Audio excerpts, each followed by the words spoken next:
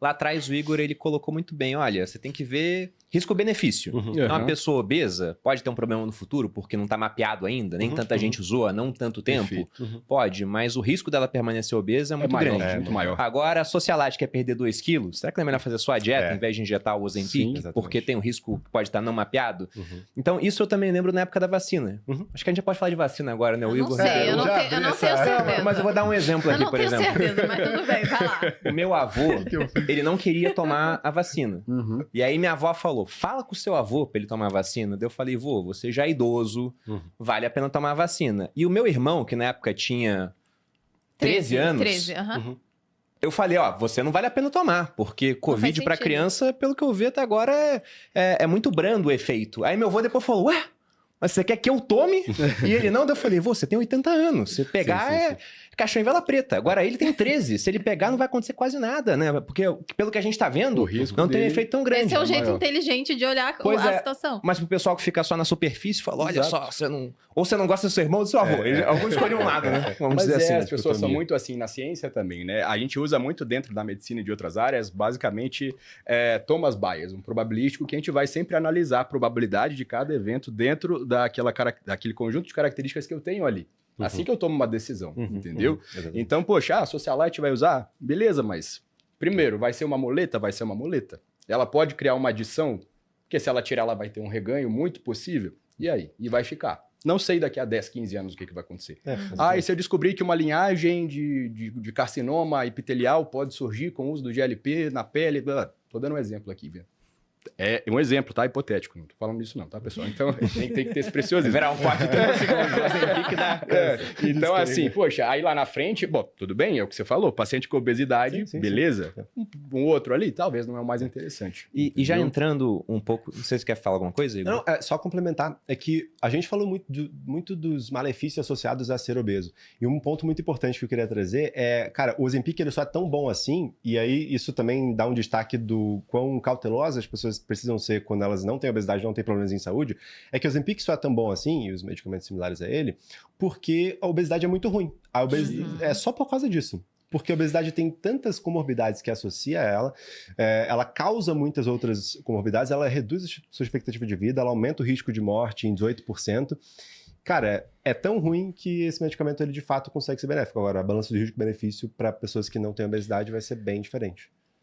Eu trouxe uns dados aqui, Bruno, que eu acho que é legal a gente falar com esse link aqui. A gente tem hoje, de acordo com a OMS, dados de 2022, 2,5 bilhões de pessoas com sobrepeso. Nossa. 8 bilhões de pessoas na Terra é muita gente. 2,5 bilhões, é muita coisa. Nós temos hoje, a obesidade em 2022 ultrapassou e muito a prevalência de malnutrição, desnutrição.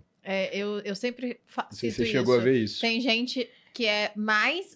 Tem mais tem mais gente morrendo em consequência da obesidade. Também. Ainda tem esses outros aspectos. Mas temos 890 milhões de pessoas com obesidade mesmo, cumprindo o critério, e 390 milhões abaixo do peso. Nas crianças, que isso ainda não se inverteu, mas está muito próximo. 45 milhões de crianças com desnutrição, 37 milhões com obesidade. Né? Então é uma coisa absurda. A projeção é para 2044 é ter 130 milhões de brasileiros com obesidade. Exato. Caramba, vai ser 210 milhões, então 48% vai crescer muito da população, projeção da Fiocruz. Obesidade, 68% para ser mais específico, com somatório de obesidade e sobrepeso. Então, vocês entendem, não só por práticas de saúde, mudanças mercadológicas, o novo normal é o sobrepeso, a grande maioria. Qual é a diferença de sobrepeso para obesidade? Quando que um se transforma no outro? Cara, tem aquela classificação de IMC, né? Que você vai dividir ali o peso corporal pelo quadrado da altura da pessoa. E aí a faixa de peso corporal adequado vai de IMC até 24,9 é uma pessoa com IMC adequado. A partir disso é sobrepeso. E depois obesidade 29. Na verdade, assim, essas classificações elas mudam muito de acordo com a população. Então, populações orientais lá da Ásia, por exemplo, dependendo do país, a gente classifica obesidade às vezes com IMC acima de 27, acima de 28. Mas no geral, mais aqui para o Ocidente, acima do peso de 25 a 27, sobrepeso de 27 a 30, obesidade 30 para cima. Aí tem os graus de obesidade. Isso é mais métrica para os trabalhos. Então é mais por base do IMC? É mais por base do IMC. Claro que tem perfis diferentes, né? Tem um paciente com obesidade que o cara treina, tem um pouco de músculo e tudo mais. Tem aquele 100% sedentário com o mesmo peso e a mesma altura. Então são perfis diferentes. Pra quem é obeso mesmo, é porque o Bruno gosta do IMC, porque se fizer o IMC nele, vão dizer que ele tem sobrepeso, porque o Bruno é pesado. Não é só agora. Ele tem músculo. Na época da academia militar, eles pegavam essa métrica. Musculoso. Aí criaram a mesa light na academia militar.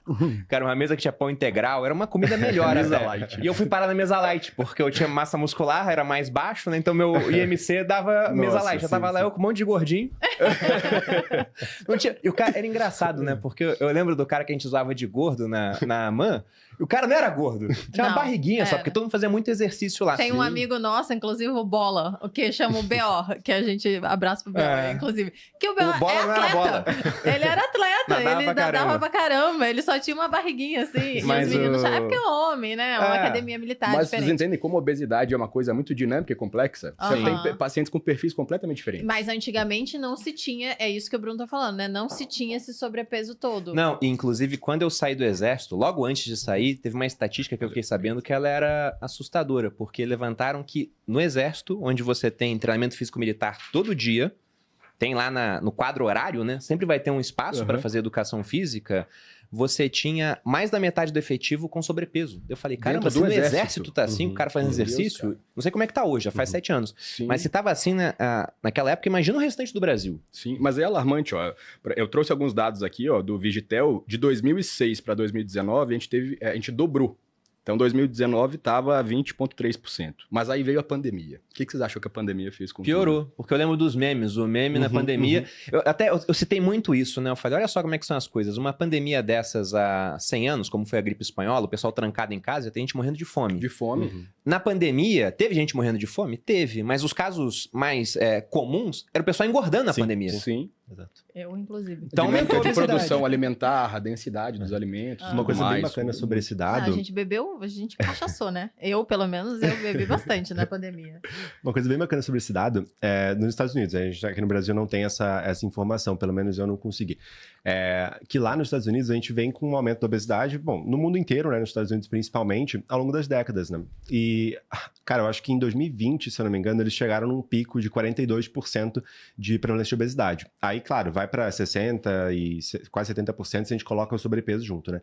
Mas 42% de obesidade em 2020.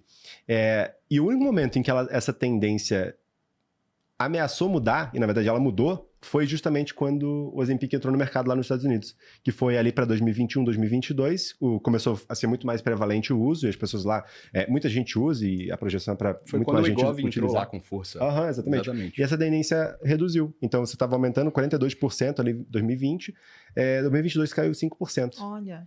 E provavelmente é esse impacto. Claro, é difícil a gente falar que de fato foi causado pelo medicamento, mas tudo indica que possa ter uma influência importante. Você tinha visto, né, uma pesquisa falando que ia mudar a economia porque ia mudar Aquela do JP Morgan? Acho que vale a pena entrar nisso. Eu não lembro... sim, é que você mandou eu vi.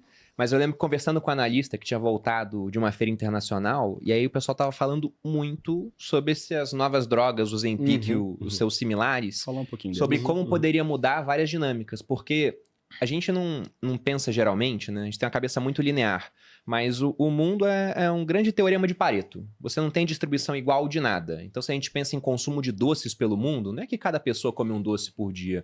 Você tem um número reduzido de pessoas, digamos, de 10% da população mundial, que vai comer 80% dos doces. É igual a distribuição da riqueza. Que geralmente exato, com riqueza a mesma coisa. Então, se esse cara que come muito doce, provavelmente ele tá obeso, ele começa a tomar uma medicação que vai provocar saciedade, ele para de comer, tem indústrias que vão colapsar.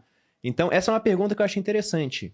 Quem ganha e quem perde com essas novas drogas? Porque, por exemplo, se o Ozempic pode ser uma alternativa à bariátrica, então tem muito cirurgião que deve estar falando, cara, o Ozempic não presta. Já tem. A bariátrica é melhor, São né? os conflitos de interesse, né? Os vieses, assim. E, de fato, o Ozempic não, mas esses novos, né? O Mounjaro, a tirzepatida, é uma molécula que, assim, realmente... eu fico muito bravo quando eu vejo essas coisas de pessoas trazendo mercado negro. Vejo alguns médicos vendendo por 20, 30 mil caneta na clínica. 20 mil? Sim. Existe esse Caramba. mercado. Eu não vou entrar muito nisso, que é o lado... Tem gente comprando o lado, passagem é agora. o lado negro Não, da amor, medicina. no Brasil. Não, então, mas o cara tem que comprar fora, pô. Ah. No Brasil. Mas aí por isso que tá ali em Guarulhos, essa bagunça, operações. por isso É um negócio um pouco mais nebuloso que parece. Então, assim, de fato, a tirzepatida vai mudar não só diabetes mellitus, tem medicamentos novos que estão sendo estudados com a tirzepatida do Mounjaro com insulinas, né, Igor? Mas outras coisas, da própria L. Essa retatrutida, ela tem uma magnitude de perda de peso ainda maior do que o Mounjaro. Deixa o Mounjaro um Nossa. pouco para trás. Essa é nova, então.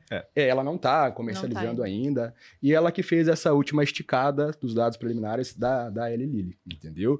Então, de fato, vai mudar muitas dinâmicas. O que você acha que vai mudar mais, Igor?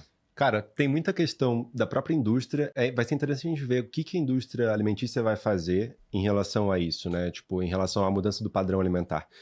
Certamente, uma das coisas que eu imagino já fazendo é justamente produzir alimentos ou produtos alimentícios que tenham esse apelo para ajuda na perda de peso. Que hoje já tem. Vamos mudar os nomes, praticamente. Exatamente. Você muda o marketing ou você até formula alguns alimentos diferentes justamente com esse apelo. Um boom recentemente que teve, principalmente aqui no Brasil, foi alimentos cheios de proteína. Então, tudo agora tem proteína porque é um mercado de fitness que começou a aumentar. E aí você aproveita isso. Então, teve uma mudança ali dentro da indústria farmacêutica, principalmente de ultraprocessados, né, que você tem mais liberdade para fazer em certas engenharias. E vai ser interessante ver, e junto com esse investimento de tudo que a gente vê por cima, superficialmente, tem um monte de coisa atrás já acontecendo e mudando, né? Então vai ser interessante ver como que a indústria responde a isso.